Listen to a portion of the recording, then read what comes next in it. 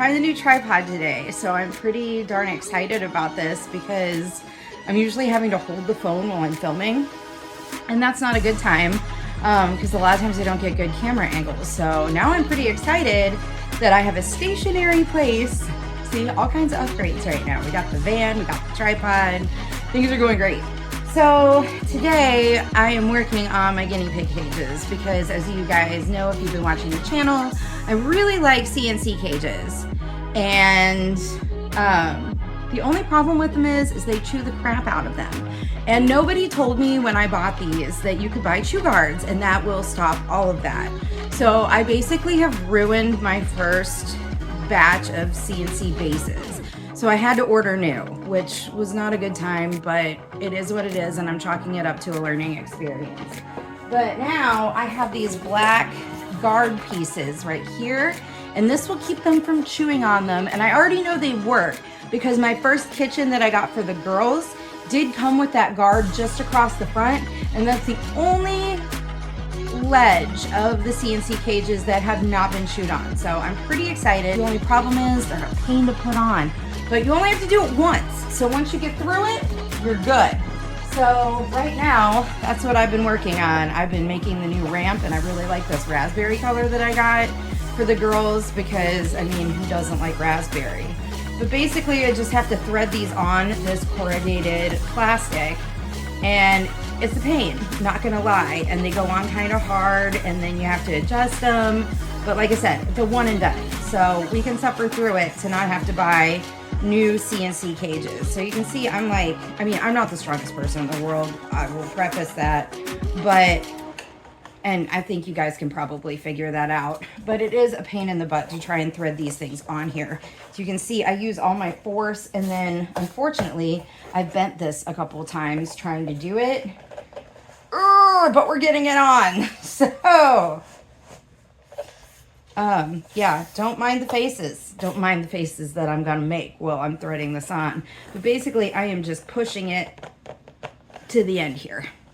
And that's what I'm doing. So I'm gonna get all of these guards on here, and then I have to build 2 new bases. We've got the purple back here, and then I've got to put guards on the loft too. I'm not replacing the loft yet. It's like the least chewed part, but that's probably gonna come in the next couple weeks. I'm gonna have to replace the loft too, and just replace all of the corrugated plastic. But then with these guards, hopefully this is the last time I'll have to replace it because it cleans really good, it wipes really good. It's not a cleanliness thing, it doesn't stain. It's great, except the chewing. So if we can get the chewing under control, then we're gonna have like the most amazing guinea pig enclosure ever. So that's what I'm working on today, and we'll show you guys the finished product because I'm sure you don't want to see me threading all of these guards on here and making those awesome faces again. All right guys, so I'm in process of redoing my reptile enclosures, at least my bearded dragons for now. I have gone ahead and gone back to the non-adhesive shelf liner just because I find that's the easiest to clean and I don't have to worry about impaction, and also they can grip it really well with their feet, so I don't have to worry about them sliding around. So now I'm trying to see how Tabasco likes his new flooring job. What do you think, Tabasco? You like it? Is it Tabasco approved? I don't know. He's checking it out. He's got to think about it. But yeah, I'm pretty excited about it. Plus, I really like this print, this like wood grain look. So it gives him a nice rustic cabiny feel. So I'm going to go ahead and put some decorations in here and get him all set up so he can start enjoying his new flooring. All right, we've got decor and enrichment in, and it's looking pretty good. I do believe our Tabasco is going to be a happy guy in here, and he's going to enjoy all of his basking spots and that nice grippy new flooring, plus a heated tile area in case he needs to get his belly warm. So we are good to go, and Tabasco will be a happy boy. Here in Axolotl Land, we have been improving the aquarium for Cosmo and Aurora here. As you can see, Cosmo has come to say hi. Looking very derpy and happy as usual. But you know, not all the improvements are down here, but rather they're up top. So you'll notice a few differences. The first thing here is a sweet potato plant.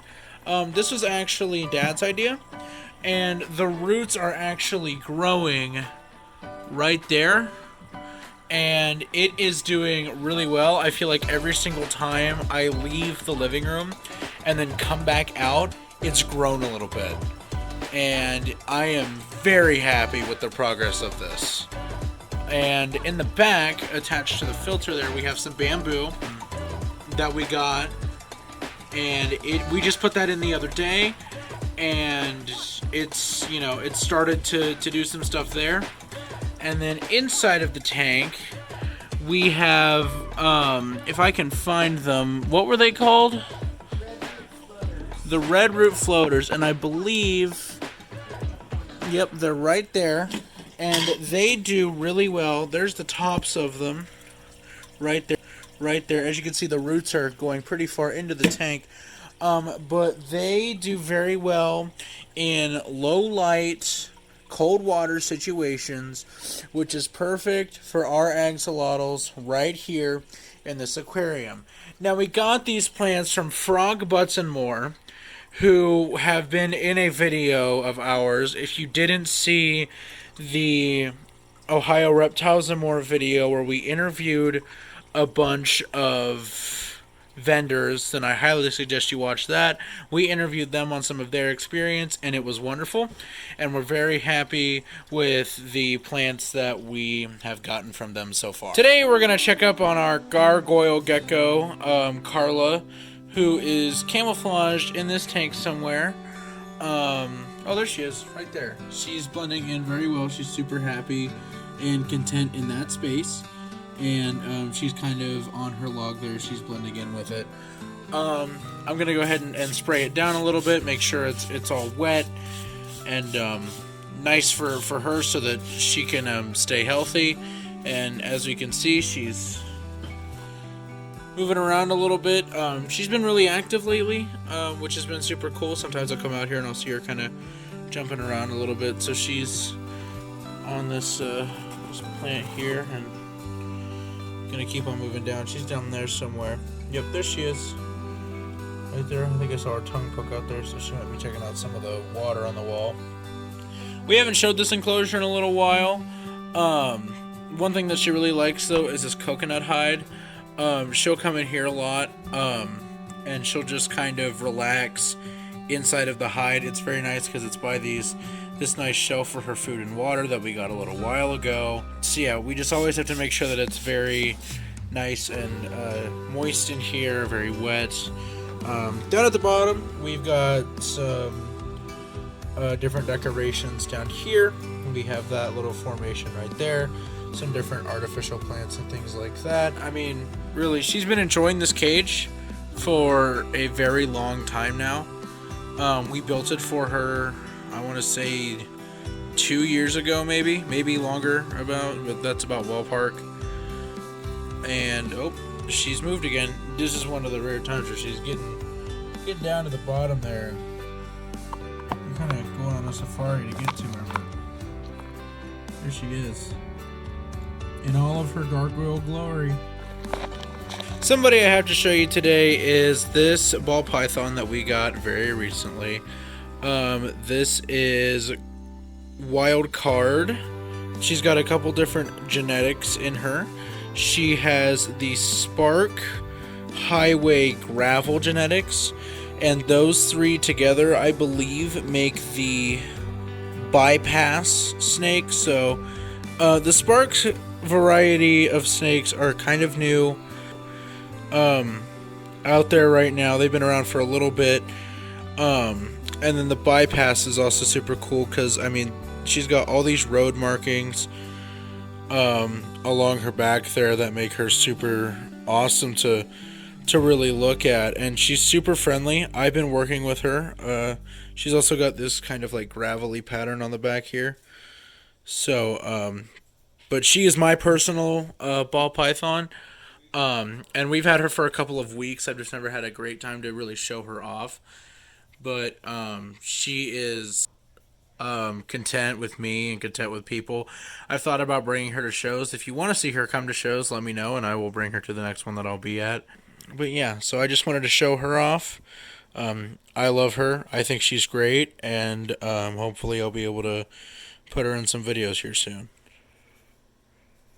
So a question I get a lot of the time is, can we house 2 leopard geckos together? And every time somebody asks that, I am going to say no. Now, obviously, I'm kind of contradicting myself because, well, there's 2 in the same tank right there. So, let me explain. So, we have run a bunch of different trial tests before we put these 2 together. And they have been wonderful. Look, he's smiling. Look at that. And they have not had any issues whatsoever, and they are a confirmed breeding pair. We know the signs that we can look for. If we know the signs to look for if they start to get rough.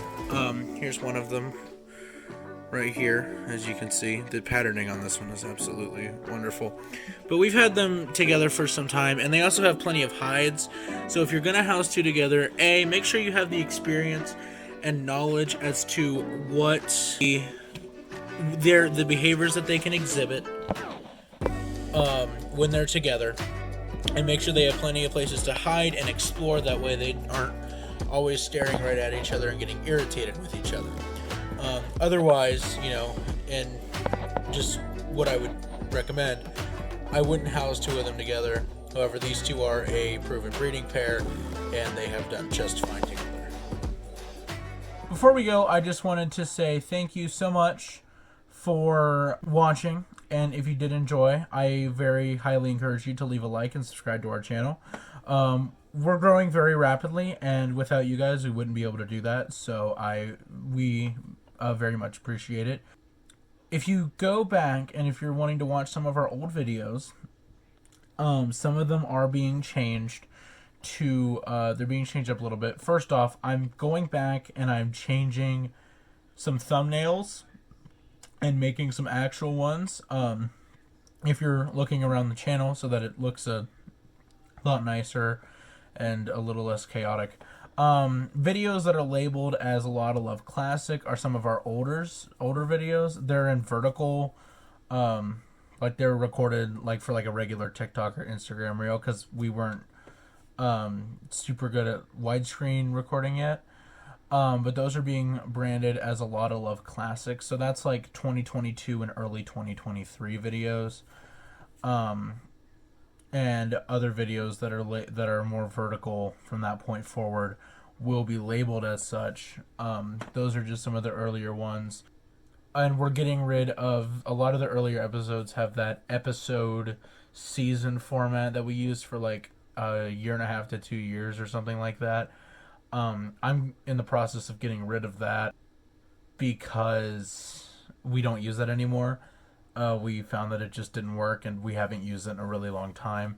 So I'm going to kind of stray away from that. But, I mean, some of the videos you guys enjoy, like, I think Dragon Shenanigans, How to Feed Your Difficult Dragon, which is our most popular video right now. It's a little under 50K in terms of views, which is awesome. And once again, we really appreciate you guys for that.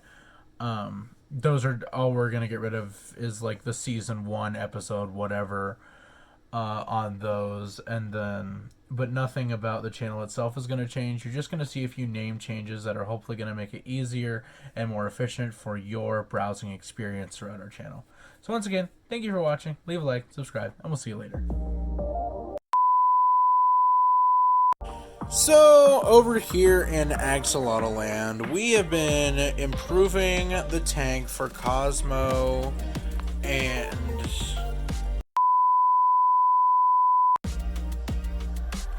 before you go, I just want to let you know, thank you so much for watching, and if you enjoyed...